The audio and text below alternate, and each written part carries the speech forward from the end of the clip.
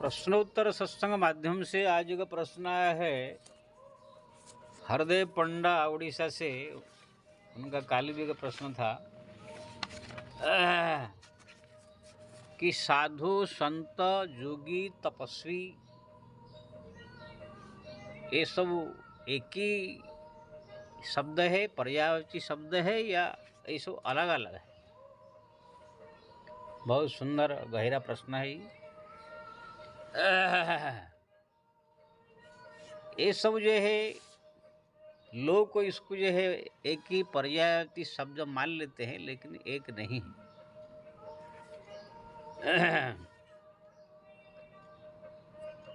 शास्त्र में जो है विभिन्न प्रकार से भावनाओं को, स्थितियों को, साधना की स्थिति को देख करके इस शब्द का सब प्रयोग किया जाती है। साधु जो है संत, साधु, जोगी, तपस्वी ये सब अलग अलग शब्द है, फिर भी ये सब प्रयोग केवल संसार से जो त्यागी, वैरागी, सन्यासी यीशु कहते हैं वो लोग के लिए ही प्रयोग होता है। अगर गृह संसार में कोई है उनके लिए ये साधु, संत, तपस्वी, जोगी ये शब्द का प्रयोग करना उचित नहीं है। अगर ये सब प्रयोग कर देंगे तो फिर जो है साधु, संत, सन्यासी, गृहस्थ में फिर घोटाला हो जाएगा, खिचड़ी हो जाएगा। आजकल ये घोर कलयुग में कोई भी जो है गृहस्थ आदमी भी टीका लगा लेता है, चंदन लगा करके थोड़ा कपड़ा पहन लेता है, अगर भागवत रामायण खोल लेता है, लोग उसके पीछे साधु, संत इसी प्रकार शब्द लगा करके सब जो है लोगों को भ्रमित कर देते हैं। उसमें कौन जाति का, कौन वर्ण का कुछ नहीं रहता है। कोई भी आकर गुरु बन जाता है, किसी से भी कोई मंत्र ले लेता है। मैं देखा ऐसे ऐसे गृहस्थ लोग है जो संसार में है, बाल बच्चे में है, लेकिन ब्राह्मण भी नहीं है, और कथा प्रवचन सब करना चालू कर दिया है, और उससे ब्राह्मण लोग को ला जा करके शिष्य बन के उनका चरण दबा रहे हैं। ये घोर कलयुग। यही तुलसिया जी लिखा शूद्र करई जपत विधि नाना, बैठे बरासन कहई पुराना, ते विप्रन सन आप पूजा वही, उभय लोक निज हाथ नसा वही। कलयुग ऐसा आएगा, छोटे छोटे जाति वाले बड़े बड़े मंच पर बैठ के पुराण चर्चा करेंगे, उसमें ब्राह्मण भी जाकर प्रणाम करेगा, वो ब्राह्मण भी अपना सत्यानाश करेगा, जो बैठ के व्यासगज पर बैठा है छोटे जाति वाला उसका भी यहाँ लोग को पर लोग को दोनों लोग को नाश होगा। तो आजकल जो है प्राय देखा जाता है कोई कुम्हार है, कोई तेली है, कोई यादव है, ये सब लोग को भी अपना कथा प्रवचन करना चालू कर दिए हैं और ब्राह्मणों को शिष्य बनाना चालू कर दिए। मैं कितने बार जो है हमारे आसाराम बापू जी के बारे में बोला, जिस समय वो सब दीक्षा मंत्र दे रहे थे, मैंने कहा ये ठीक नहीं हो रहा है, क्योंकि ना बापू जी गृहस्थ आदमी है। जैसे प्रहलाद गृहस्थ थे, ध्रुव गृहस्थ थे, विभीषण गृहस्थ थे, दशरथ जी महाराज गृहस्थ थे, युधिष्ठिर महाराज गृहस्थ थे, वो लोग को भी भक्त थे। वो सब गृहस्थ भक्त, गृहस्थ सज्जन कहलाते थे। आपने सुना कभी युधिष्ठिर महाराज ने कुछ लोग कुछ चेला बनाया, कि दशरथ जी ने कुछ चेला बना करके जो है ब्राह्मणों को अपने चरण में सेवा कराया। वो लोग बड़े बड़े भक्त थे, बड़े बड़े भगवान उनके घर में आते जाते बैठते उठते थे, लेकिन सुना कभी दशरथ जी कोई ब्राह्मणों को शिष्य बनाया, कि युधिष्ठिर किसी ब्राह्मणों को शिष्य बनाया, कि प्रहलाद ध्रुव ने किसी ब्राह्मणों को जो है चरण में झुकाया। अरे वो लोग को ऐसे भक्त थे कि कोई ब्राह्मण संत दर पर आ जाए तो दूर से ही जाकर उनका चरण धोकर चरणामृत लेते थे। विप्रम प्रियम धार्मिकम भगवान राम कहा जाता है। कभी सुना भगवान राम स्वयं साक्षात नारायण हो कि भगवान कभी कोई ब्राह्मण को अपना चरण में झुकाया? लेकिन आजकल ये घोर कलयुग में छोटे छोटे छोटे छोटे जाति वाले लोग को भी सब तिलक लगा करके नाम अपना संत, साधु ऐसे नाम रख लेते हैं और प्रवचन करने लग जाते हैं। हमारा बड़े बड़े जो उच्च जाति वाले ब्राह्मण आदि आदि भी संत, अरे कितने को देखा संत भी जाके प्रणाम करते हैं तो वो लोग का आशीर्वाद देते हैं। ऐसे ऐसे बुद्धि सबका भ्रष्ट हो चुका है। हमारे जो मुरारी बापू थे, ठीक है, वो थोड़ा सा कंट्रोल कर लेते हैं, चला फैला कम बनाते हैं, आश्रम फाश्रम बनाते हैं, गुरु परंपरा ये नहीं करते। फिर भी मैं उनको देखा वही जात में बढ़िया, लेकिन रामायण कथा प्रवचन पता नहीं उसके दिमाग में कहाँ से आ गया। ये सो नहीं करने चाहिए उनको। वो खुद भजन भक्ति करके पूजा पाठ करके भगवान का नाम लेके भक्ति करनी चाहिए। कथा प्रवचन करना उनका ये धर्म नहीं था। लेकिन उनके दादा परदादा कुछ जो सिखा दिया, उन्होंने जो है ये सब प्रवचन करना चालू कर दिया। तो मैं भी कुछ दिन ये सब जानकारी नहीं था हमको, नए नए में हम भी एक उनकी कथा सुना, तो मैं देखा वहाँ पर भी बहुत सारे उच्च जाति वाले आके उनको प्रणाम कर रहे हैं। हम सब साधु संत थे, फिर भी जाकर उनको दंडवत प्रणाम करते थे। तो ये सब क्या है? ये सब हमें क्या मालूम था कि वो कौन जात का कौन वर्ण का कि क्या है। सब हम सोचते कोई साधु संत होंगे, भक्त होंगे, कोई बहुत बड़े ऋषि होंगे। ये सब अभी मालूम पड़ा ना, सब संसारी के लोग, गृहस्थ मोह माया में फंसे हुए लोग।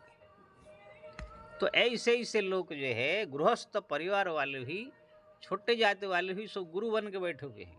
ये घोर कलयुग में ये सब हो रहा है। पहले आप सत्य युग में देखिए, त्रेता युग में देखिए, कोई सुना ध्रुव, प्रहलाद, बड़े बड़े जितने हमारा भक्त हुए, किसी ने भी सुना कि कोई ब्राह्मण को आकर के अपना चेला बनाया, अपने चरण में झुकाया? ये लोग संत का नाम सब रख देते हैं, कथा प्रवचन थोड़ा कर देते, खोल लेते हैं, और प्रवचन करके जो है बड़ा संत बन जाते हैं। इसलिए सब सर्वनाश हो रहा है। बापू जी के बारे में मैं कितने बार बोला, आसाराम बापू जी, कि ये सब गलत हो रहा है। एक दिन ये सब टिकेगा नहीं, असत में हो गया। तुम एक गृहस्थ आदमी हो, बढ़िया जात के कि कौन जात के हो, तुम ब्राह्मणों को शिष्य बनाए करके उनके प्रणाम ले रहे तो क्या होगा?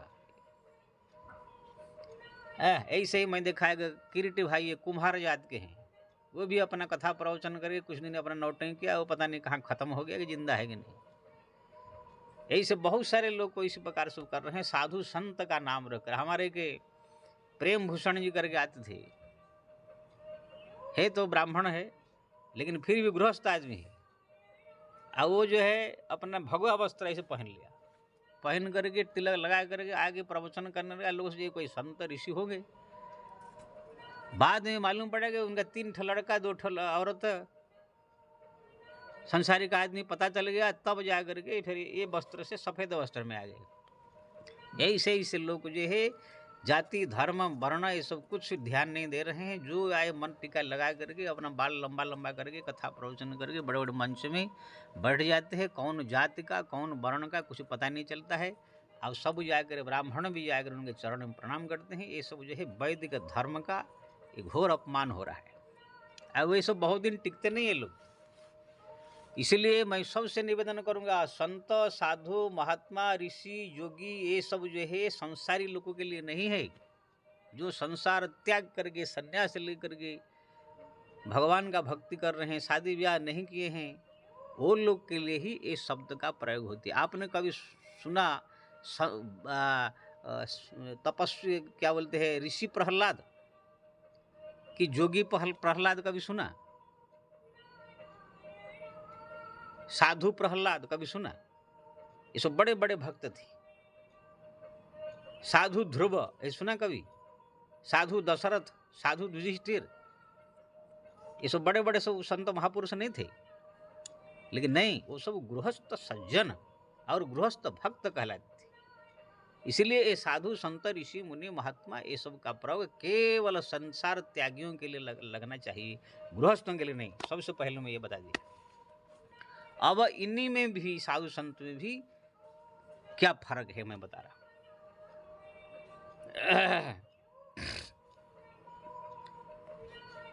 साधु उसी कहते हैं जो पहले पहले कहाँ से थोड़ा बड़ा प्रवचन सुना या कहाँ से थोड़ा गीता रामायण पढ़ा, थोड़ा सा भगवान के प्रति श्रद्धा जगा, अब मन में उनका बैठ गया ये संसार सो मिथ्या माया है, ये सब बेकार है। अभी पूर्ण ज्ञान नहीं हुआ है कि पूर्ण साधना नहीं किए हैं। अभी यही से थोड़ा सा सुन करके थोड़ा पढ़ करके मन में वैराग्य जग गया, घर संसार छोड़ करके आ गया, साधु संन्यास ले लिया। अभी नए नए है, पूर्ण ज्ञान नहीं है, परिपक्व नहीं है, उसको साधु कहते हैं। अभी वो साधना करेगा, अभी उनका साधना बहुत बाकी है। उनको अभी हरिनाम जप, हरिस्मरण, चिंतन, संयम, नियम ये सब बहुत का पालन करके उनको जो है भक्ति को आगे बढ़ाने के लिए प्रयास करना पड़ेगा। साधना जो कर रहा है अभी संसार त्यागी कोई आ गया, उसको साधु कहते हैं। संत उसको कहते हैं जो साधना में आगे बढ़ चुका है, भगवान का नाम जपते जपते जपते, भगवान का स्मरण करते करते, ध्यान करते करते, गीता रामायण पढ़ के ज्ञान प्राप्त कर लिया, जप तप करते करते मन में जो अच्छे गुण आ गए हैं, धीरता, गंभीरता, शांत, निर्मलता, ये सब आ गया है, क्रोध कम हो रहा है, लोभ कम हो रहा है, सब दुर्गुण कम हो गया, धीरता गंभीरता आ गया है, तो ये फिर संत का उपाधि उसको मिलेगा, वो संत हो गया है। साधु से फिर संत हो गया है। साधु संसार त्याग करके आया साधु, उसके बाद जो है हृदय में अच्छे अच्छे गुण आ गया, जप तप करते करते, भगवान का भजन करते करते अच्छे अच्छे गुण आ गया, व्यवहार कुशल हो गया, क्रोध काम सब कम हो गए, अब ये संत उपाधि उसको मिला, वो संत रूप में परिणत हो गया। तो साधु हुआ, संत हुआ, योगी।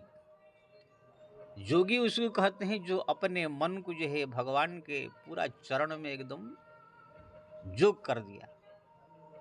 योगा चित्त वृत्ति निरोध, संसार से चित्त को हटा करके जो पूरी तरह से भगवान के चरण में, भगवान के स्वरूप में एकदम लगा दिया है, वही योगी है।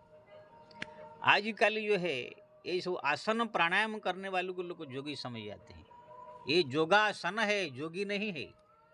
ये जो रामदेव है कोई योगी नहीं है, योगासन आसन सिखाने वाला है, एक योगासन सिखाने वाला टीचर है। लोगों में ये फर्क कर नहीं पाते हैं, योगासन और योगी दोनों में आकाश पाताल अंतर है।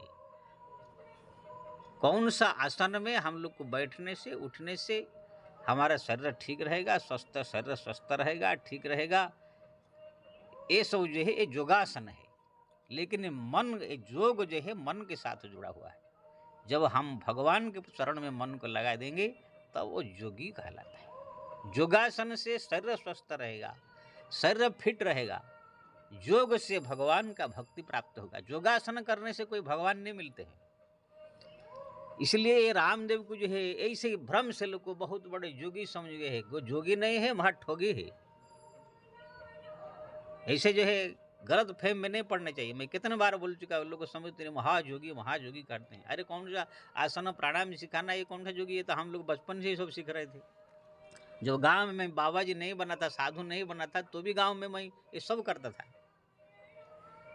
तो ये गांव में मैं देखा कितने लोग जो है, कितने गांव के लड़के लोग, औरत लोग, आदमी लोग को भी ये सब करते थे पहले। ये सब करने से शरीर फिट रहता है, इसका भगवान से कोई मतलब है नहीं, शरीर से ये मतलब। इसलिए ये जो योग है, योगी है, ये योग को योगी नहीं कहा जाता है। हमारा जो योगी रूप में जो संबोधन किया गया है शास्त्र में, जो मन को अपना भगवान के चरण में लगा देवे, भक्ति से जुड़ जावे, उसको योगी कहते हैं। यानी जो आदमी हरदम आसन में बैठ करके भगवान का सुंदर स्वरूप का चिंतन करता रहता है, मन को भगवान में लगा देता है, योग कर देता है, उसी को योगी कहते हैं।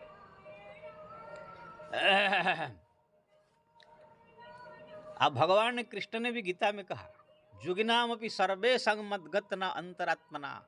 हे अर्जुन, संसार में जितने सब योगी लोग हैं, कोई ज्ञान में मन लगाता है, कोई कर्म में मन लगाता है, कोई किसी में मन लगाता है, कोई किसी में लगाता है, लेकिन सबसे सबश्रेष्ठ योगी है मद्गतना अंतरात्मना, जो मेरा अंतर से मेरा स्वरूप का चिंतन करता है, ध्यान करता है, मेरे को प्रेम से पुकारता है, मेरे में मन लगाता है, उसको सबसे महान योगी माना जाता है। योगिनाम भी सर्वेशा मद्गते अंतरात्मना, अंतरात्मा में जो मेरे स्मरण करता है, मेरी याद करता है।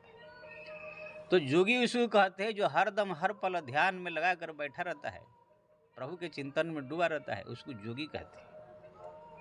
और तपस्वी उसको कहते हैं, तपस्वी उसी का नाम है जो शरीर को तपाता है, कष्ट देता है। कभी उपवास करेगा, कभी क्या करेगा, कभी या जंगल में बैठ के तपस्या करके, बर्फ में, कभी अग्नि जला करके, शरीर को तपस्या करके भगवान को रिझाना चाहेगा।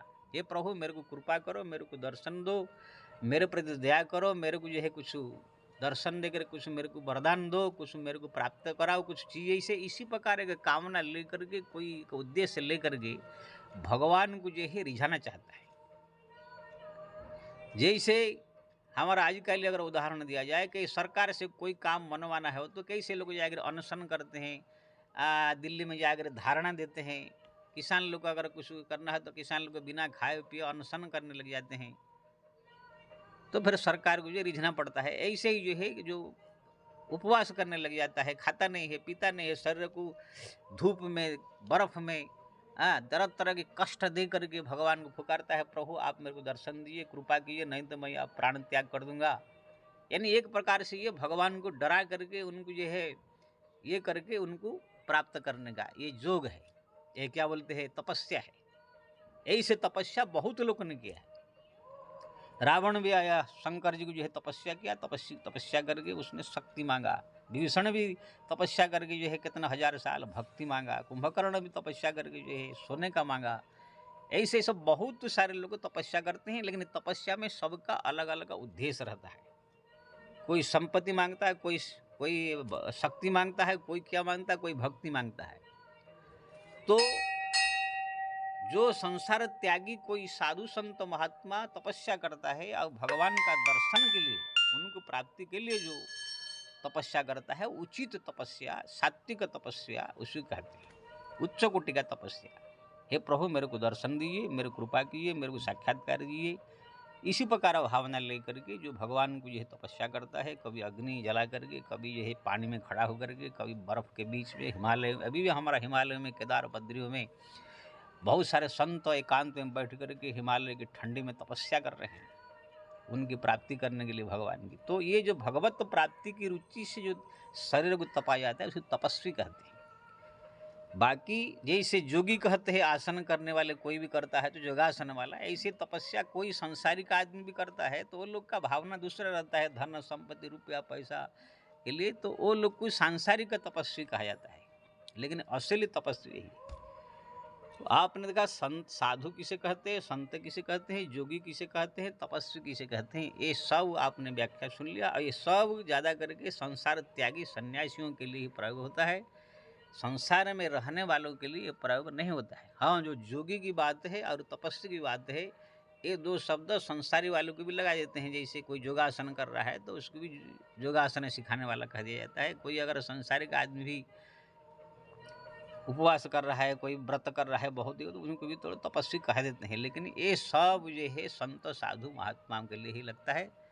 और आपने इसका भेद को जान गया है, बहुत अच्छा प्रश्न पूछा। इसको समझ करके जो है लोगों को जो है चलना चाहिए।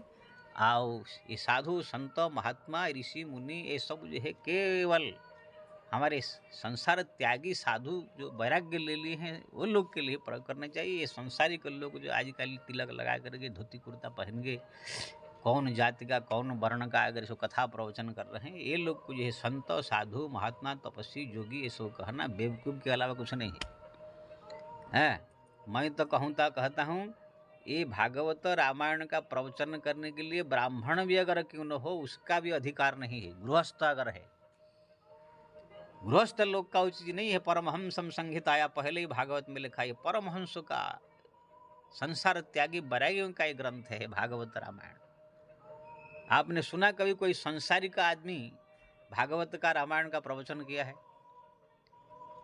भागवत का प्रवचन सबसे पहले जो है सनकादिक ने किया, उसके बाद जो है नारद जी ने सुना, फिर नारद जी ने सुनाया, व्यास जी को सुनाया, फिर सुखदेव जी जो है सुन करके परीक्षित को सुनाया, परीक्षित जो है उद्धार हो गया, फिर जो है गोकर्ण ने धुंधुकार को सुनाया। ये जितने सब आप देखेंगे संसार त्यागी, जंगल में रहने वाले, पहाड़ों में रहने वाले तपस्वी ऋषि मुनि महात्मा संत साधु ही थे।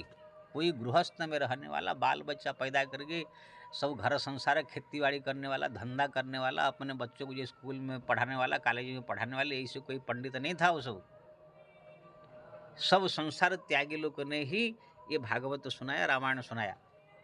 हाँ, भगवान शंकर वो तो भगवान है, वो माता पार्वती की सुनाए, उनकी तो बातें अलग है, वो तो ऋषि मुनि महात्मा उसे भी उच्च कोटि के माने जाते हैं। इसलिए मैं सबसे निवेदन करूंगा, ये संसारिक लोगों से क्या प्रवचन सुनने का, क्या भागवत रामायण सुनने का, बेवकूफ़ बन के खुद मोह माया में फंसे, तुम क्या सुनाएंगे। इसलिए इन लोग को साधु संत महात्मा तपस्वी योगी का ऐसे संबोधन करना बंद करे ये लोग जो है केवल सांसारिक आदमी मोह माया में ग्रसित है, अपना खाने पीने जीने के लिए थोड़ा पैसा कमा रहे हैं, धंधा खुल गए, इसलिए इसे सोच करके उनको सावधानी से व्यवहार करे, उसमें भी जाति धर्म वर्ण का ध्यान रखे, कोई भी आकर पोथी खोल लिया उसके पीछे पागल न हो जाए। जय श्री राम।